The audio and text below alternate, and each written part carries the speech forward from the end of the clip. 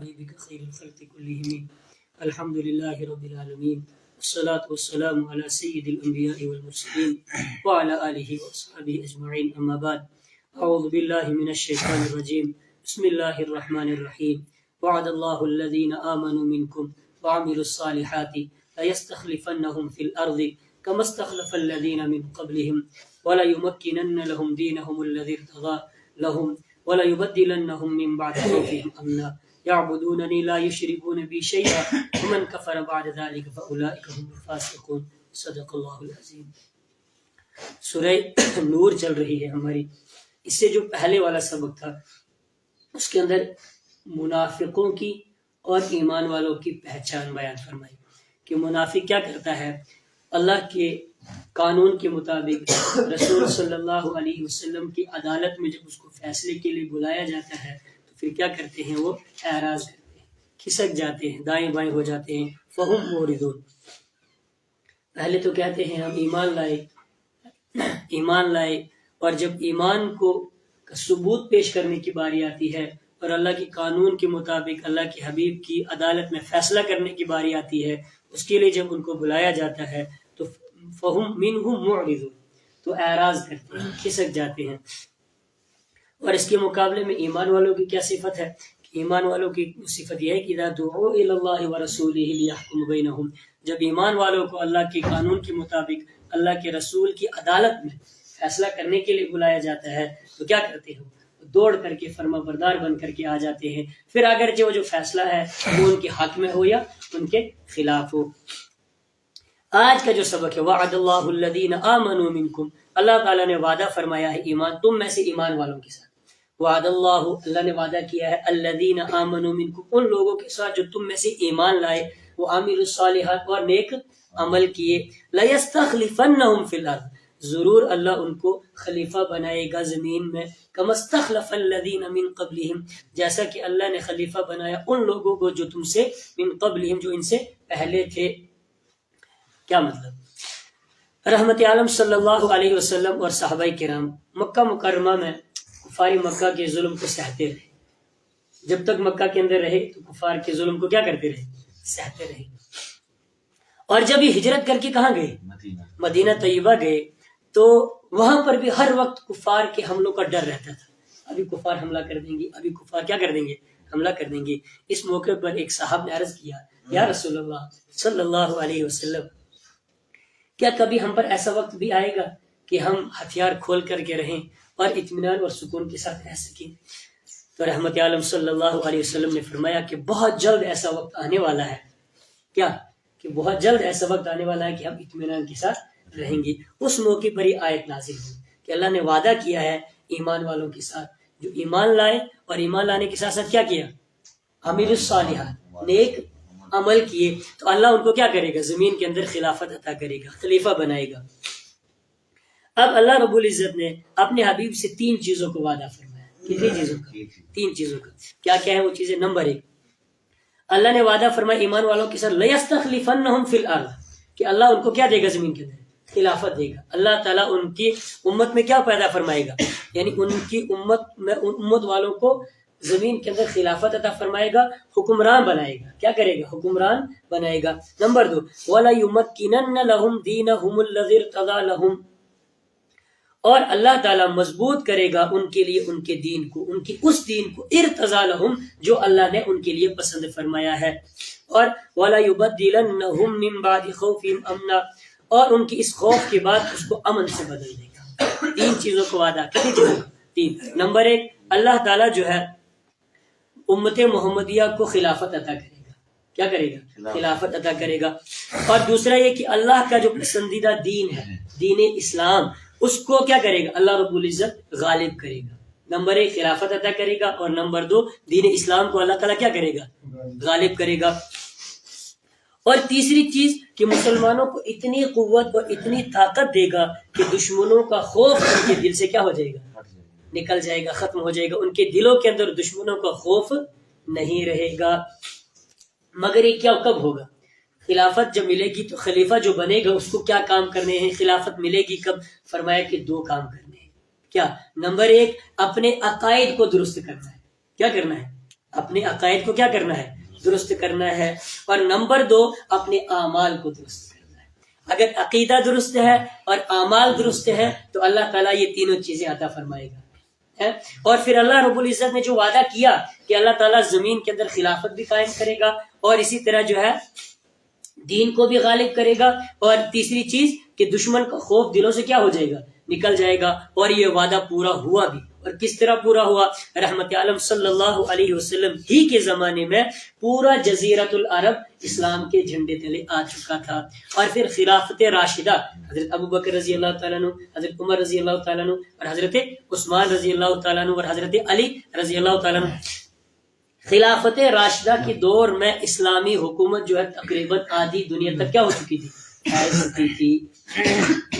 فرمایا 2 کام کرنے ہیں. یعبدوننی لا یشرکون بی شیئا، یعبدوننی وہ عبادت کرتے ہیں میری ہی عبادت کرتے ہیں. یا دوسرا یعبدوننی ان کو میری ہی عبادت کرنی چاہیے، وہ میری ہی عبادت کرے. ولا یشرکون بی شیئا اور میرے ساتھ کسی دوسرے کو شریک نہ ٹھہرائیں.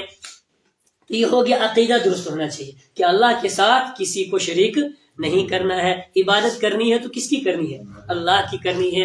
اور اگر جھکنا ہے تو کس کے سامنے جھکنا ہے؟ اللہ کے سامنے جھکنا ہے، کسی اور کو شریک نہیں کرنا ہے. ومن کفر بعد ذلک اور جو ناشکری کرے گا اس کے بعد، جو انکار کرے گا اس کے بعد، فاولئک هم الفاسقون یہی فرما برداری سے نکل جانے والے ہیں. یا کیا مطلب؟ یعنی اللہ نے 3 وعدے کیے کہ دین کو کیا کرے گا؟ خلافت عطا کرے گا، دین کو غالب کرے گا، اور تیسری چیز تمہارے دل سے دشمن کا خوف نکل جائے گا، تمہارے دل کے اندر دشمن کا خوف نہیں رہے گا. تو ان تینوں چیزوں کے عطا ہونے کے بعد، یعنی اللہ نے جو وعدہ کیا ہے، اللہ کے وعدے کے پورا ہونے کے بعد جو انسان کیا کرے گا؟ اسلامی حکومت کے خلاف جائے گا، اسلامی حکومت میں جو قوانین بتائے ہیں ان پر عمل کرنے سے کیا کرے گا؟ گریز کرے گا. فاولئک هم الفاسقون تو فرما برداری سے کیا کرنے والے ہیں؟ نکل جانے والے ہیں. واقیموا الصلاۃ اور نماز قائم کرو، وآتوا الزکاۃ اور زکات ادا کرو، واطیعوا الرسول اور رسول کی کیا کرو؟ اطاعت کرو. اوپر فرماتا ہے یعبدوننی ولا یشرکون بی شیئا، میری عبادت کرو اور میرے ساتھ کسی کو شریک مت کرو. یہ تھا عقیدہ درست ہونا چاہیے کہ کرنے والی ذات کون سی ہے؟ کس کی ہے؟ اللہ کی ہے. جو کچھ بھی ہوتا ہے اللہ کے چاہنے سے ہوتا ہے. اور دوسرا وَأَقِيمُوا الصَّلَاةَ نماز قائم کرو. یہاں سے فرمایا کہ اپنے اعمال کو درست کرو، نماز قائم کرو. وَآتُوا الزَّكَاةَ اور جس پر زکات واجب ہے وہ زکات کو کیا کرے؟ ادا کرے. وَأَطِيعُوا الرَّسُولَ اور رسول کی کیا کرو؟ اطاعت کرو. جب یہ اعمال بھی درست ہوں، عقائد بھی درست ہوں، تو پھر اللہ کا وعدہ بھی کیا ہوتا ہے؟ پورا ہوتا ہے. لیکن خلافت بھی ملتی ہے. لیکن اگر عقائد بھی درست نہ ہو اور پھر اعمال بھی درست نہ ہو تو پھر خلافت نہیں ملتی ہے. لا تحسبن الذين كفروا معجزين في الارض، لا تحسبن اے پیارے تو گمان مت کر، الذين كفروا وہ لوگ جنہوں نے کفر کیا، معجزین بے بس کر دیں گے، فی الارض زمین میں بھاگ کر کے. یعنی جو نافرمان ہے، نافرمانیاں کرنے والے ہیں، تو تم یہ مت سمجھنا کہ اللہ کی پکڑ سے بھاگ جائیں گے. ان کے اندر دنیا کے اندر بڑے حکمران ایسے ہیں جو بڑے طاقتور ہیں، تو تم سمجھو کہ یہ تو بڑے طاقتور ہیں، یہ تو اللہ کی پکڑ سے کیا جائیں گے؟ بھاگ جائیں گے، اللہ کی پکڑ میں نہیں آئیں گے. فرمایا لا تحسبن تو گمان مت کر کے جنہوں نے کفر کیا، معجزین کہ بے بس کر دیں گے فی الارض زمین میں، یعنی عاجز کر دیں گے زمین میں، اللہ کی پکڑ سے بھاگ جائیں گے، اللہ کی پکڑ میں نہیں آئیں گے. انہوں نے ظلم ڈھایا دنیا کے اندر، اللہ کے بندوں پر ظلم کیا اور اللہ کی پکڑ سے بھاگ جائے. فرمایا ہو نہیں سکتا. کیوں؟ وَمَأْوَاهُمُ النَّارُ اس لیے کہ ان کا ٹھکانہ کیا ہے؟ آگ ان کا ٹھکانہ ہے، جہنم ان کا ٹھکانہ ہے. وَلَبِئْسَ الْمَصِيرُ اور بڑی بری ہے لوٹ کر جانے کی جگہ. یعنی جہنم میں جو لوٹ کر کے جائے گا تو جہنم کوئی اچھی جگہ نہیں ہے، وہ تو بڑی بری جگہ ہے. قرآن کریم جو ہے، قرآن کا انداز یہ ہے کہ وہ قوانین جب کوئی عطا کرتا ہے تو ایک ساتھ سارے قوانین عطا نہیں کرتا ہے، بلکہ کیا کرتا ہے؟ پہلے ذہن بناتا ہے. کیا کرتا ہے؟ کچھ قوانین نازل فرماتا ہے اللہ تعالیٰ قرآن کے اندر، کچھ قوانین عطا فرماتا ہے اور پھر اس کے بعد کیا کرتا ہے؟ ذہن بناتا ہے. اور ذہن کیسے بناتا ہے؟ ترغیبی آیات کو نازل کرتا ہے، کبھی جنت کا شوق دلاتا ہے اور کبھی جہنم کا ڈر. اور جب ذہن بن جاتا ہے تو جو باقی قوانین ہوتے ہیں ان کو کیا کر دیتا ہے؟ پھر اتار دیتا ہے. ہم سورت کے شروع سے کیا پڑھ رہے ہیں؟ بے حیائی سے بچو، بدکاری سے بچو. اسی طرح اللہ رب العزت نے پردے کے احکام دیے ہیں. جب کسی کے گھر میں جاؤ تو کیا کرو؟ پہلے اجازت لے کر کے جاؤ. تو یہ قوانین بیان کر رہے تھے. لیکن اللہ رب العزت سارے قوانین ایک ساتھ دے دے, ایک ہی تھیلے میں بھر کے دے دے, لو بھائی لو, نہ فرمایا نہ, کچھ قوانین دیتا ہے اور پھر اس کے بعد کچھ ذہن بناتا ہے, اور جب ذہن بن جاتا ہے تو اس کے بعد پھر دوسرے قوانین آ جاتے ہیں. تو بات کیا چل رہی تھی, بے حیائی سے کس طرح رکا جائے, تو اب وہیں پر آ گئی. یا ایھا الذین آمنوا, اے ایمان والو, لیستأذنکم الذین ملکت ایمانکم, چاہیے کہ تم سے اجازت لے لے وہ ملکت ایمانکم جن کے مالک ہے تمہارے دائیں ہاتھ, والذین لم یبلغوا الحلم منکم, اور وہ بچے جو ابھی لم یبلغوا الحلم منکم تم میں سے بلوغ کو نہیں پہنچے ہیں, 3 مرات, 3 وقت میں, 3 مرتبہ. یعنی ایک تو وہ تھا کہ جو باہر سے آئے اس کو کسی کے گھر میں آنا ہے تو کیا کرنا ہے, اجازت لے کر کے آنا ہے, باہر سے آنے والا چاہے مرد ہو یا عورت ہو. لیکن کچھ وہ جو تمہارے گھر میں ہی رہتے ہیں, جیسے کہ تمہاری بھانجیاں ہیں, تمہارے بچے ہیں, وہ تو گھر میں ہی رہتے ہیں, ان کو تو اجازت نہیں لینی ہے. فرمایا نہیں لینی ہے, لیکن 3 وقتوں میں ان کو بھی کیا کرنا ہے, 3 وقتوں میں جب وہ تمہارے پاس آئیں تو اجازت لے کر کے آئیں. کیا, نمبر 1, من قبل صلاۃ الفجر, فجر کی نماز سے پہلے. یہ ایک وقت ہے, یعنی فجر کی نماز سے پہلے جب اگر تمہاری اولاد کو تم سے کوئی کام ہو تو تمہارے جب کمرے میں آئے تو سب سے پہلے کیا کر لے, وہ اجازت لے لے. اس سے ایک اور بات معلوم ہوئی کیا, کہ ماں باپ کا کمرہ الگ ہو اور بچوں کا کمرہ الگ ہو. جب بچہ کچھ سمجھدار ہو جائے تو پھر وہ بچی ماں کے ساتھ نہیں اور بیٹا باپ کے ساتھ نہیں رہ سکتا, ان دونوں کو کمرہ کیا ہونا چاہیے, الگ ہونا چاہیے. فرمایا فجر کی نماز سے پہلے جب ان کو تم سے کوئی کام ہو تو کیا کر لیں, وہ پہلے اجازت لے لے. اور یہ بات سکھائے گا کون ان کو, یہ ماں باپ کی ذمہ داری ہے کہ وہ اپنی اولاد کو سکھائے کہ بچے فجر سے پہلے اگر تمہیں ہم سے کوئی کام ہو تو ڈائریکٹ دروازہ نہیں کھولنا ہے, کیا کرنا ہے, پہلے اجازت لے لینی ہے. وحین تضعون ثیابکم من الظہیرہ, اور حین تضعون جب تم رکھتے ہو اپنے کپڑوں کو, ثیابکم اپنے کپڑوں کو, من الظہیرہ دوپہر کے وقت میں, دوپہر کے وقت میں جب انسان آرام کرنے کے لیے اپنے کپڑے اتار کے رکھتا ہے تو اس موقع پر بھی جب بچے تمہارے پاس آئیں تو وہ کیا کریں, سب سے پہلے اجازت لے لیں, اجازت لے کر کے آئیں. ومن بعد صلاۃ العشاء, اور عشاء کی نماز کے بعد, عشاء کی نماز کے بعد بھی جب بچے تمہارے پاس آئیں تو کیا کریں, اجازت لے کر کے آئیں. اس سے پتہ چلا کہ عشاء کی نماز کے فوراً بعد انسان کو کیا کرنا چاہیے, سو جانا چاہیے, گپوں میں اپنا وقت برباد نہیں کرنا چاہیے. رحمت عالم صلی اللہ علیہ وسلم نے سختی سے منع فرمایا ہے کہ عشاء کے بعد انسان کو گپے نہیں لگانی چاہیے. کیوں, اس لیے کہ عشاء کے نماز کے بعد کی جو گپے ہیں یہ فجر کی نماز کو کھا جاتی ہے. یہ فجر کی نماز کو جو انسان عشاء کے بعد جلدی نہیں سوتا ہے پھر وہ صبح فجر کے لیے نہیں اٹھ پاتا ہے. تو فرمایا کہ عشاء کی نماز کے بعد بھی اگر بچے تمہارے پاس آئیں تو کیا کریں, پہلے اجازت لے کر کے آئیں. لیکن یہ ذمہ داری بنتی ہے کس کی, ماں باپ کی, اپنی اولاد کو اس چیز کی کیا دیں, ترغیب دیں, اس بات سکھائیں کہ ان 3 وقتوں میں کیا کریں, جب تم آؤ تو اجازت لے کر کے آؤ.